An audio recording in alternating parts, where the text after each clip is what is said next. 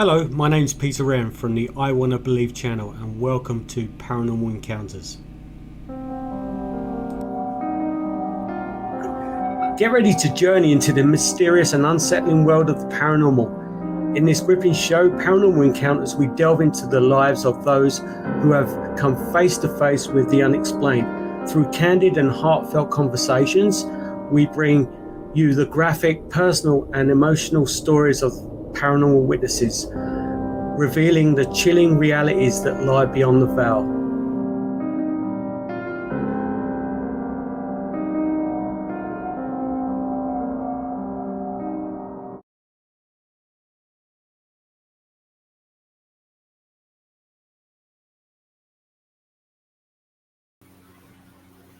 Hello, my name's Peter Renn and this is my story. We moved into this house we're currently in at the moment around about 3 years ago. Actually 2020 actually, yeah, so 3 years ago.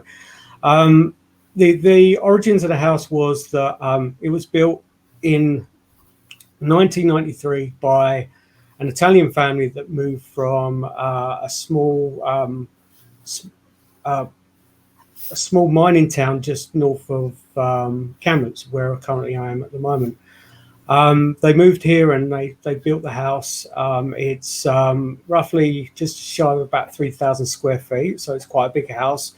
The upper floor was never lived in. The lower floor was primarily their residence. They had two other kids at that time, but both the kids had already moved out and have their own home. So they had this big home for probably until the lady passed away 3.5 years ago. So the gentleman actually built the house himself and with his own bare hands, and you can tell with the workmanship that was put into the house as well. And it was put together by love. You can tell just by the renovations I've had done in this house by myself, and the things that I've got going on in the future as well. You can tell that a lot of TLC was put into this house. He sadly passed away after 2 years after completing the house, and the lady lived into this house until I think she passed away when she was 96 years old.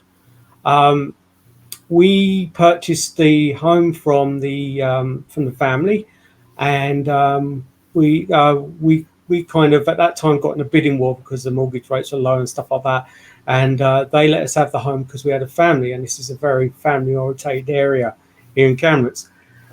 I first got the keys with my wife, and my wife was living up in Kidderminster at the time, and we got into the house, and within the first 2 days she left and went back to Kidderminster.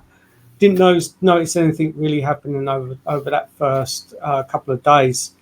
Then I was left alone, and I took a couple of weeks off work because we had a cold cellar which I flipped into my office. Then I started noticing things that were kind of odd. First thing was I was working in the basement, which was the old coal cellar, which is probably around about it's a small basement. It's probably around about 10 foot by 15 foot, roughly in proximity. And I'm working there on my own, and for some reason didn't have the radio on, and I could hear footsteps coming from upstairs, toe to heel, coming across. And because I had the crawl space door open in the basement as well, and it sounded like someone was in the house, and I'm very security conscious, and I knew that I've never leave any of the doors open, but come bolting upstairs with a hammer in my hand, and no one was there. And then kind of thought that was weird and didn't really pay any vested interest in that, even though I'm a paranormal investigator and everything should be paranormal from that perspective. But anyway, I carried on from there, and then I would the second night after my wife left, I was sleeping upstairs in the main bedroom, and every time I would walk towards my bedroom, I would get that cobweb feeling across my face. Just as I walked through the threshold to get through to the bedroom, I'd get that cobweb feeling in my face, and kind of put anything in perspective of that. However, the kind of the top of the agenda was that particular time was I was doing another podcast show with Jason Hewlett, who's my business partner in the paranormal, and I was set up downstairs at that time because it was a bit easier for me to set up my office downstairs.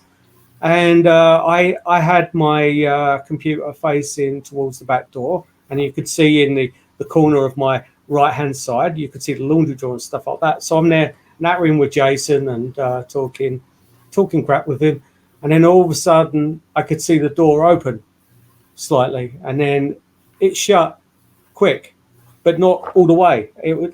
This happened about 3 or 4 times. Like someone had hold of the door, and it was going backwards and forwards, backwards and forwards, backwards and forwards. And it just stopped, and I was like, fudge. I was like, oh my god, a paranormal investigator. It appears that there's paranormal activity in my house, so what do you do, kind of thing. So then it kind of escalated after that.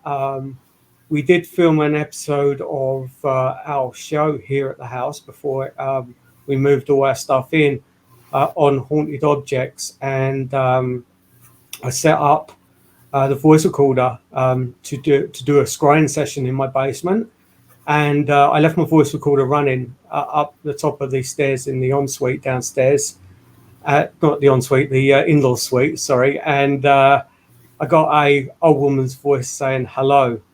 That came through on that, and then hello, hello, hello.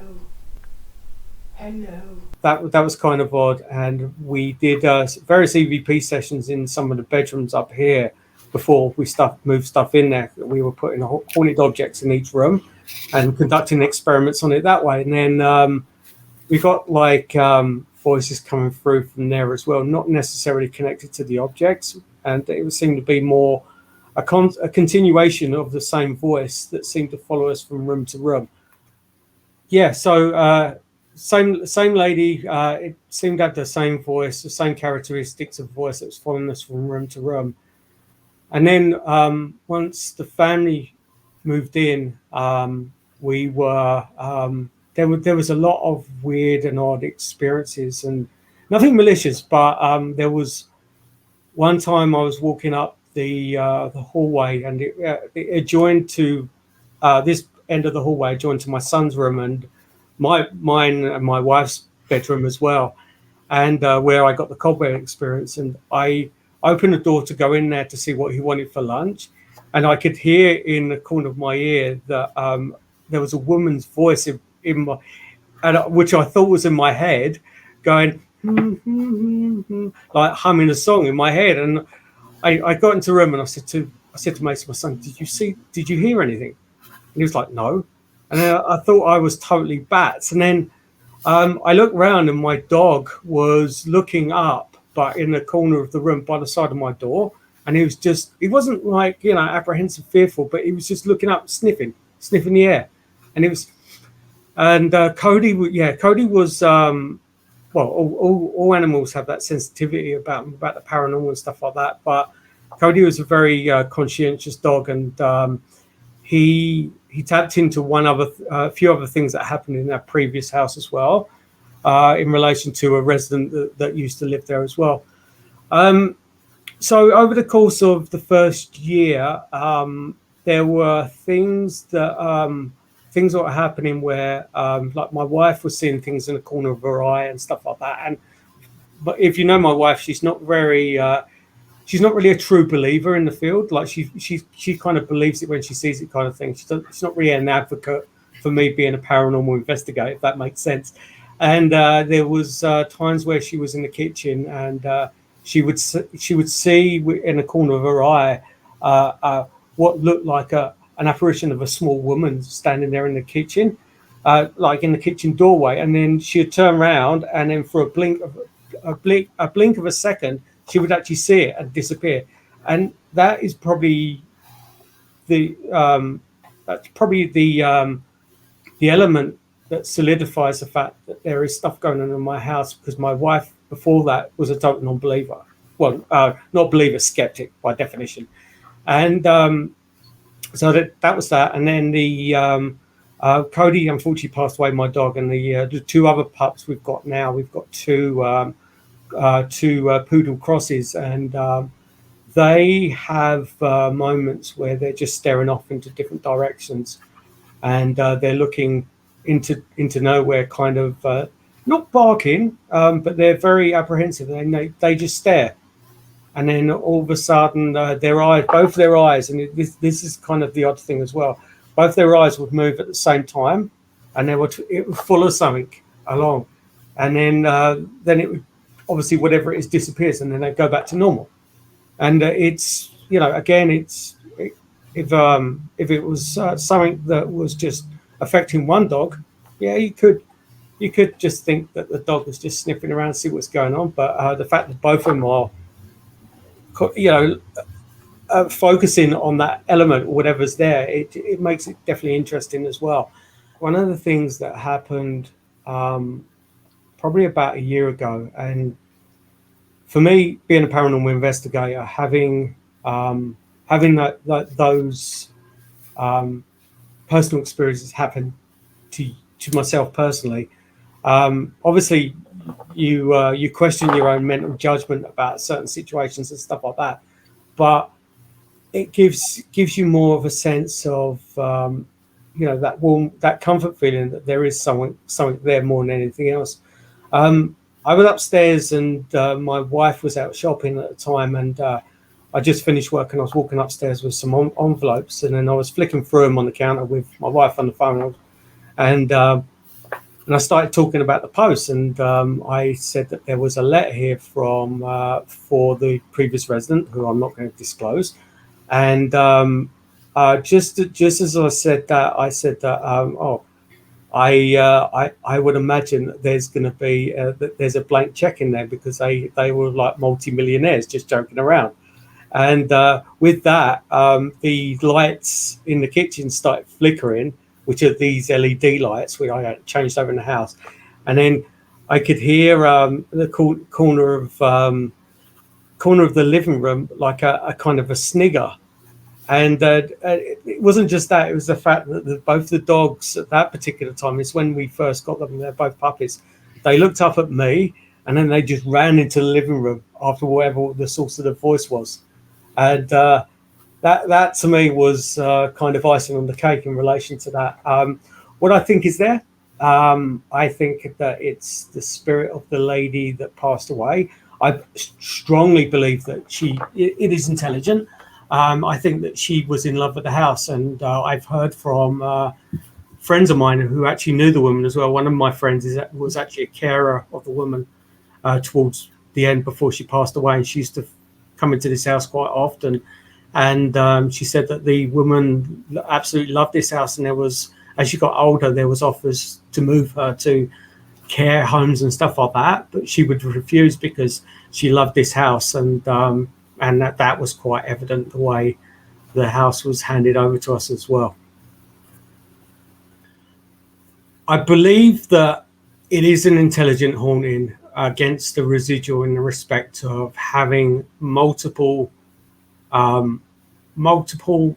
incidents happen throughout the home in different areas. And if it was a residual, I would question why she would be upstairs, because she would never come upstairs to the upper part of the house, even obviously later part of life where she couldn't even climb the stairs. And that was evident as well, because all the faucets were all seized up and stuff like that, and I had to change them over. So and a lot of the things that have happened with the instances that I've explained, they've all coincide with an intelligent more than residual. Because obviously animals are sensitive more than what grown adults are, but the theory based anyway. My children haven't actually really experienced anything paranormal, which you would have thought that it would have bounced to them as well. But then again, they're more focused in their iPads and modern technology than what we were like as kids, when we were just like looking around at our environment and stuff like that. I feel every time I come home or go away, work away from home, and come back to this home, I still get that warmth when I come through the door. It's very hard to describe because, not every house is a home. And that was quite evident for us over the years as well with the multiple places we lived at.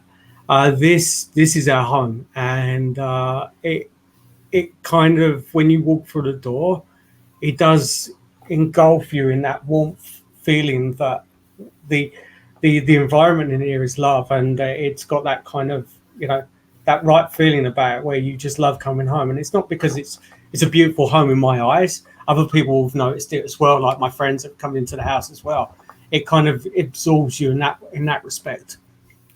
My name is Linda Corino. I've been a paranormal investigator for 42 years, which is quite a long time. And this case is interesting, Pete Renn, because Pete Renn is a paranormal investigator. So being more perhaps attuned to, sensitive to his environment, there's some really interesting things that I can say about what went on and what is going on in his home. First of all, the fact that he knows some history about the home is important, because so many people who buy a home don't really know much about the history and don't really want to know about the history of the home. But I think the fact that, it was built in 1993 by, an Italian family, the gentleman built it pretty much with his bare hands. He and his wife lived there. And the fact that it was built with love, and that really there is that I don't know, that love feeling in the house is really important, because he picked up on that. And honestly, usually when there's love in the house and you're sensitive, you can pick up on that. He's not afraid of what happened in the house. But I mean, understandably, there are situations where that something's happening in your home, and he picked up on those footsteps when he was alone by himself in the house, going upstairs with a hammer. Well done, Pete. But I think that certain things are important. For example, people who have paranormal experiences often do see things out of the corner of their eyes, and that's what they often say. And Pete's wife, having seen something out of the corner of her eye, and then having actually seen something in the kitchen, a little sort of short woman in the kitchen, that's really important. And I think picking up on that is important and quite interesting, especially if you are a skeptic, which I believe she is. It could very well indicate that there is an intelligence in the house that's remaining. And as Pete said, the little Italian lady, she wanted to remain in her house, and she obviously has decided to remain in the house. Sounds like she liked to cook. Sounds like she was in the kitchen a lot, and that's a really important thing. She obviously loved the house. The fact that the dogs picked up on things, his first dog, Cody, who picked up on things not only in this home, but in a previous home, and his two current dogs that pick up on things too, would suggest that there is an energy in the home. And dogs and children, they pick up on things all the time because they can sense frequencies that we can't sense. They can see things that we can't see with our naked eye, and hear things that we can't hear with our naked ears. So that would definitely indicate that there's something going on in the house. And picking up EVPs when he was recording a show, that's interesting too. EVPs happen. Electronic voice phenomena is a phenomena. And I think that's pretty incredible, hearing the same voice as well.